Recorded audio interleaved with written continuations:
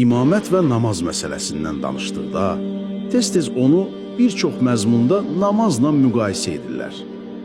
Görünür ki, onların müxalifləri nə üçün imamət kimi bu qədər əhəmiyyətli bir məsələnin Quranda konkret, açıq-aşkar dəlilləri yoxdur deyə soruşaraq etiraz etdiklərində, buna cavab olaraq namaz və zəkat kimi ibadətləri misal göstəriblər. Bu misalın məğzi isə qısaca olaraq belədir. Namaz və zəkat kimi ibadətlərin əsli, yəni kökü, Quranda gəlsə də, onların təfsilatı Quranda deyil, sünnətdə gəlir. Sanki demək istəyirlər ki, eyni ilə imamətin də kökü Qurandadır, təfərrüatı və təfsilatı isə hədislərdədir. Əl-Kuleyni bununla bağlı çox məşhur bir rəvayətə yer verir. Bu rəvayətdə Əbu Bəsir deyir, mən İmam Əs-Sadiqə dedim, insanlar deyirlər ki, nə üçün Allah öz kitabında əlini və əhl-i beytini adları ilə açıq şəkildə zikr etməyib? O dedi, onlara belə deyin, həqiqətən Rəsulullaha namaz ayəsi nazil oldu, amma Allah onun nə 3, nə də 4 rükət olduğunu açıqlamadı. Ta ki, Rəsulullah onu onlara izah etdi. Zəkat ayəsi nazil oldu, amma Allah onlara hər 40 dirhəmdən 1 dirhəm verilməli olduğunu söyləmədi. Ta ki, Rəsulullah bunu onlara açıqladı.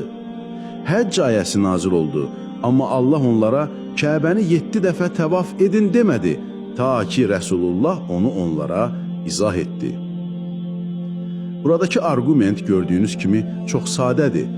Allah namazın əslini Quranda bildirib, təfərrüatını isə Peyğəmbər sünnətində izah edib. Eyni şəkildə imamətin də əslini Allah Quranda isbat edib, təfərrüatını isə Peyğəmbər sünnətdə izah edib.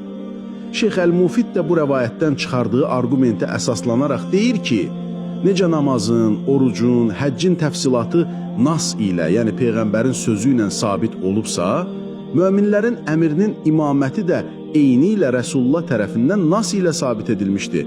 Hərkən ki, bu məsələ Quranın açıq mətnində yer almamışdır. Bu sətirləri oxuduqdan sonra gəlin özümüzə bir sual verək. Doğrudanmı namaz, zəkat, oruc və həcc kimi ibadətlər Allahın kitabında bu qədər qeyri-aşkar şəkildə öyrədilir? Yoxsa burada doğru olan bu iddianın tam əksidir? Əl-Mufidin sözündən elə çıxır ki, sanki imamət Quranda qeyri-aşkar dəlillərlə sabit olduğu kimi, namaz, oruc və zəkat da eyni dərəcədə qeyri-aşkar şəkildə sabit olub. Amma işin maraqlı tərəfi budur ki, biz şiə alimlərinin başqa bir yerdə bunun tam tərsini dediyini görürük. Əbu İsaq Növbətkəriyə nisbət edilən Yaqut kitabında belə yazılır. İmamət, namaz və digər ibadətlər kimi əzəmətli bir rükündür və ona görə də namaz yalnız nas ilə sabit olduğu kimi imamət də belə olmalıdır. Gördünüzmü? Buradakı arqument tam tərsinə işləyir. Bu dəfə isbat etməyə çalışırlar ki, imamətin dəlilləri açıq-aşkar olmalıdır və bunu da haməclət namazla müqayisə edərək edirlər. Əlləmə Əl-Hilli Ən-Növbəxtinin bu sözlərini şərh edərkən müqayisəni daha da açıq şəkildə göstərir. O deyir, imamət dinin böyük və əsas rükünlərindən biridir, buna görə də onun nas ilə sabit olması vacibdir. Çünki imamətdən daha aşağı səviyyədə olan namaz və zəkat kimi əməllər belə nas ilə sabit olubsa, o zaman imamətin nas ilə sabit olması daha öncəlidir, daha vacibdir. Onun bacısı oğlu isə bu fikri daha da gücləndirir və deyir ki, Peyğəmbərin şəriətin kiçik detallarını açıq-aşkar izah etdiyi halda, dinin ən təməl sütunlarından birində səhlənkarlıq etməsi və onu ümmətin ixtiyarına buraxması qeyri-mümkündür. Bütün bunlar həqiqətən də çox gözəl səslənir və biz Şeyx Əl-Mufidin dediyindən fərqli olaraq arqumentin məhz bu şəkildə qoyulması ilə tamamilə razıyıq. Həqiqətən də, əgər imamiyyə məzhəbinə görə imamət rükünü namazdan dəfələrlə daha əhəmiyyətli və daha ağır bir əsasdırsa, o zaman onun dəlilləri nəinki namazın dəlilləri kimi, hətta ondan daha qəti və daha güclü olmalıdır. Lakin Quranda namaz üçün varid olmuş dəlilləri imamət üçün göstərilən dəlillərlə eyni tərəziyə qoyduğumuzda ortaya necə bir nəticə çıxır? Hər şeydən əvvəl qeyd etməliyik ki, namaz kimi ibadətlərin təkcə əsli Quranda aşkar dəlillərlə sabit olmayıb, bu ibadətlərin bir çox təfərrüatı belə Quranda dəlillərlə sabit olub. Namazın əslinin Quranda necə aydın şəkildə öz təsdiqini tapdığını isbat etmək üçün heç bir əziyyət çəkməyə ehtiyac yoxdur. Quran namazı iqamə edin və zəkatı ödəyin deyə xitab edən ayələrlə doludur. Amma təfsilata gəldikdə, Quranda namazın, orucun, həccin təfsilatının olmadığını demək sadəcə batil bir iddiadır. Çünki həqiqət budur ki, Quranda bu əməli əhkamın bir çox təfsilatına yer verilib. Məsələn, namazın qiyamdan, rükudan və səcdədən ibarət olduğu qeyd olunub. Səfərdə ikən namazın qısaldılacağı zikr olunub. Hətta qorxu halında cemaat namazının necə qılınacağı, bir dəstənin namaza durub digərinin gözləməsi, silahların necə tutulması belə uzun şəkildə təfsilatla izah edilib. Namazda qiraətin nə çox ucadan, nə də çox yavaş olmaması, ikisinin ortası bir yol tutulması əmr olunub. Namazın şərtlərindən olan təharət, dəstəmazın necə alınması, su tapılmadıqda təyəmmümün necə edilməsi belə öyrədilib. Qibləyə tərəf dönmək əmr olunub. Hansı hallarda namazın qadağan olduğu, cümə namazının vacibliyi və o əsnada ticarətin haramlığı belə açıqca bizə xəbər verilib. Hətta namazın vaxtları ilə bağlı təfsilatlar belə var. Gündüzün 2 başında və gecənin ilk vaxtlarında namaz qılın deyilir. Əsr, işa və fəcr namazları adları ilə zikr olunur. Sübh namazı, günorta vaxtı, gecə namazı, bunların hamısı Quranda öz əksini tapıb. Bütün bunlar heç bir şübhəyə yer buraxmadan isbat edir ki, namazın həm əsli, həm də təfərrüatının çox ciddi bir hissəsi Quranda öz təsdiqini tapıb. Və bu təkcə namaza aid deyil. Zəkat da eyni ilə bunun kimidir. Quran, yığım günü də onun haqqını verin, deyərək, əkin məhsullarının zəkatının nə vaxt veriləcəyini belə bəyan edir. Toplanan zəkatın kimlərə paylanılması gərəkdiyi isə 8 sinif insanı, yoxsullar, kasıblar, zəkat toplayanlar və s. bir-bir sadalamaqla təfərrüatı ilə izah edilir. Oruc haqqında isə Allah Bəqərə surəsində buyurur ki, oruc müəyyən sayda olan günlərdə tutulmalıdır. Xəstə və ya səfərdə olanlar üçün üzr olduğunu, başqa günlərdə eyni sayda tutmalı olduqlarını bildirir. Buna taqəti olmayanların bir kasıbı yedirtməklə fidiş verməli olduğunu izah edir. Və ən əsası, orucun məhz Ramazan ayında fərz olduğunu, bu aya çatan hər kəsin oruc tutmalı olduğunu açıqca bəyan edir. Bütün bunlar ibadətlərin detallarıdır. O deməkdir ki, bu ibadətlərin təkcə əsli deyil, bir çox önəmli hökmü də Quranda qeyd edilib. İndi gəlin, bir anlıq düşünək. Quranı oxuduğumuzda namazın, zəkatın, orucun və həccin vacib olduğunu anlamaq heç də çətin deyil. Namazı iqamə edin əmrini müsəlmanından tutmuş qeyri-müsəlmanına qədər heç kim başa düşməkdə çətinlik çəkmir. Əgər bir insan Quranı əlinə alıb, içindəkilərlə əməl etməyə çalışsa, namazı kitabdakı məlumatlara əsasən qılsa, bəlkə də qıldığı namaz sünnətə tam uyğun olmasa da, onun imanı səhih olacaq. Bunda heç kimin şübhəsi yoxdur. Halbuki, imamət ilə bağlı iddia bu cür deyil. İmamət iddiası budur ki, kim öz zamanının imamını tanımadan ölərsə, cahiliyə ölümü ilə ölər. Arada küfr ilə iman arasındakı fərq kimi bir fərq var. Atəş ilə cənnət arasındakı uçurum qədər dərin bir fərq var. Və imamət ilə namaz arasında daha bir önəmli fərq var ki, bu müqayisənin nə qədər yanlış olduğunu göstərir. Namazın təfsilatı o qədər çoxdur ki, onların hamısının Quranda zikr edilməsi bəlkə də münasib olmazdı.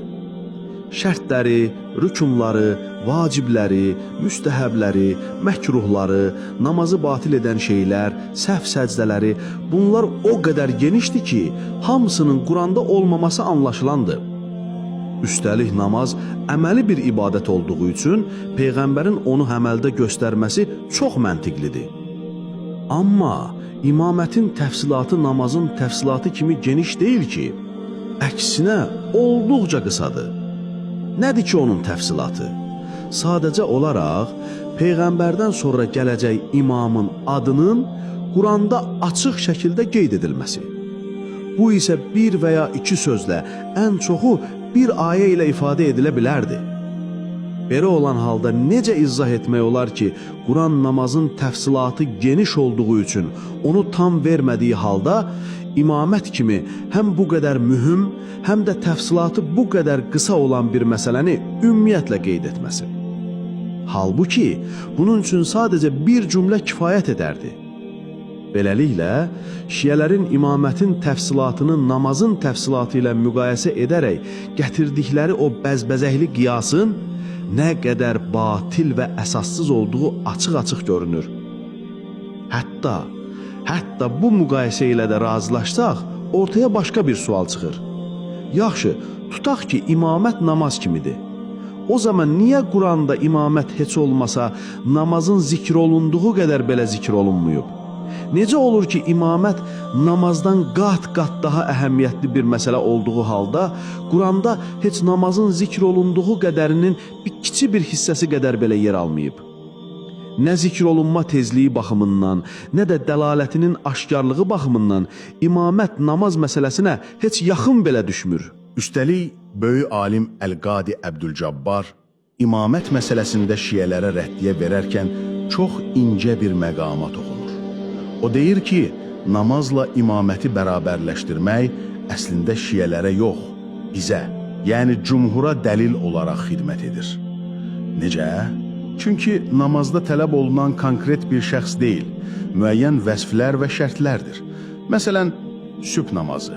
Onun vaxtı, niyyəti, forması və rükət sayı müəyyən edilib. Kim bu vəsflərə uyğun namaz qılarsa, mükəlləfiyyətini ödəmiş olur. Yəni, vəsflərə əməl etmək kifayətdir. Eyni şey, cümhurun imamət haqqındakı etiqadına tam uyğundur. Çünki bizə görə də imam məqamının müəyyən vəsfləri və şərtləri var. Bu şərtlərə uyğun gələn istənilən bir kəsi seçdiyimiz zaman biz imamlıq vacibiyyətini yerinə yetirmiş oluruq. Yəni, əgər imamət həqiqətən də namaz kimidirsə, o zaman konkret bir şəxsin adının çəkilməsinə ehtiyac yoxdur. Sadəcə imamın sahib olmalı olduğu şərtləri və vəsfləri bilməyimiz kifayət etməlidir. Buna cavab olaraq isə, böyük şia alimi Əl-Murtada Əş-Şərif birdən-birə namazla imamət arasındakı fərqləri izah etməyə başlayır. O yazır ki, namazda bu mümkündür çünki insan onun şərtlərini yerinə yetirə bilər. Lakin imam üçün bu mümkün deyil, çünki onun bəzi xüsusiyyətlərini, məsələn məsumluğunu insanlar seçimlə müəyyən edə bilməz. İmama gəldikdə isə onun şəxsini müəyyən etmək mümkündür, buna görə də onun hökmü namazın hökmü ilə eyni olmalı deyil.